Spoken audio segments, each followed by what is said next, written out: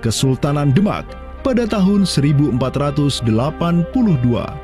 Digelari Raden Patah sebagai Senopati Jimbun Ningrat Ngabdurrahman Panembahan Palembang Saidin Panatogomo, atau dengan gelarnya dalam bahasa Arab Sultan Syah Alam Akbar Al-Fatah.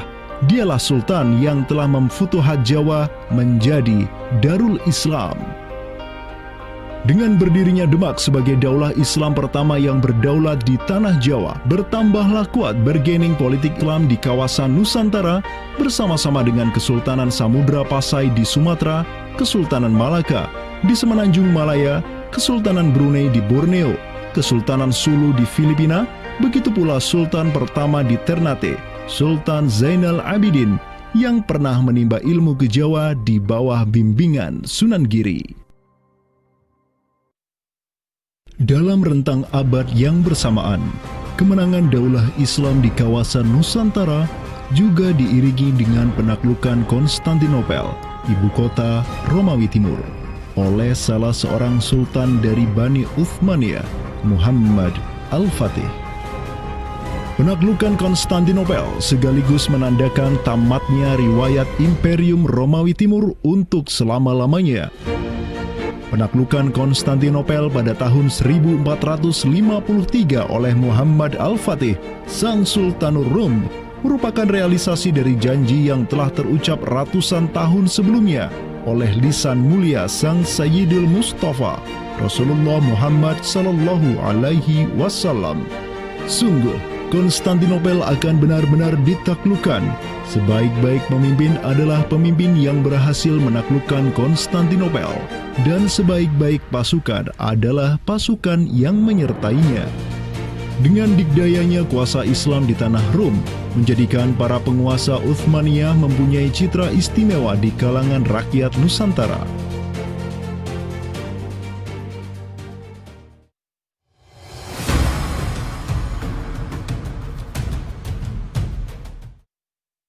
Namun demikian, dikala penaklukan demi penaklukan sedang digencarkan oleh tentara Islam mulai dari Rum sampai ke Nusantara, penaklukan yang sama juga digencarkan oleh tentara Kristen di ujung paling barat dunia Islam, Andalusia. Berbeda dengan penaklukan yang kaum muslimin lakukan, di mana penduduk asli suatu tempat diberi toleransi yang luar biasa atas agama dan properti mereka, tentara Kristen Portugis dan Spanyol menaklukkan wilayah Islam di Andalusia yang saat itu sudah terpecah menjadi Reyes de Taifas atau Mulukhut Tawaif, atau kerajaan-kerajaan yang saling tercerai-berai.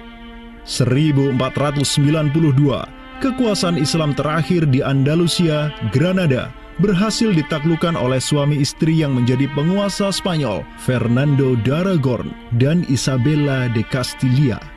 Penaklukan kembali wilayah Andalusia menjadi negara Kristen yang mereka sebut Reconquista telah menyebabkan populasi kaum muslimin di sana tersapu bersih, entah karena diusir, dimurtadkan, atau dibunuh. Selain Reconquista, kaum Kristen Spanyol dan Portugis juga mempunyai motif ekonomi untuk menjadikan diri mereka kaya, yakni dengan mencari jalur rempah di Samudra Hindia yang saat itu merupakan potensi sumber daya alam yang luar biasa. Program mereka untuk mencari rempah di Samudra Hindia mereka sebut sebagai Estado da India. Kita sering dengar dengan istilah 3G gitu kan. Glory, Gospel, dan Gold gitu kan. Jadi ya, mereka ingin ekspansi, mereka ingin menyebarkan misi agama mereka, dan mereka juga ingin mencari gold. Goldnya sini adalah justru adalah rempah gitu kan. Begitulah betapa berharganya rempah pada saat itu, sampai 1 gram pala dihargai dengan 2 gram emas gitu kan. Paus Alexander ke-6, pemimpin kaum Kristen saat itu, begitu mendukung hasrat Portugis dan Spanyol untuk menjelajah dunia dan menyebarkan Kristen. Maka berangkatlah gelombang penjelajah Portugis yang disertai pasukan dan senjata untuk menaklukkan dunia Islam di Samudra Hindia. Di bawah pimpinan Alfonso de Albuquerque, armada Portugis berhasil menaklukkan Goa di India pada tahun 1510, dan setahun kemudian berhasil sampai ke Malaka, merebut pelabuhan strategis itu dari Sultan Mahmud Syah yang memerintah tempat tersebut. Dengan bercokolnya Portugis di Nusantara, dimulailah babak baru sejarah Islam di kawasan ini.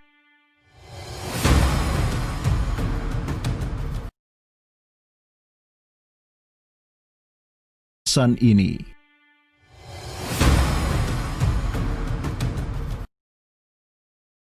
Kawasan ini.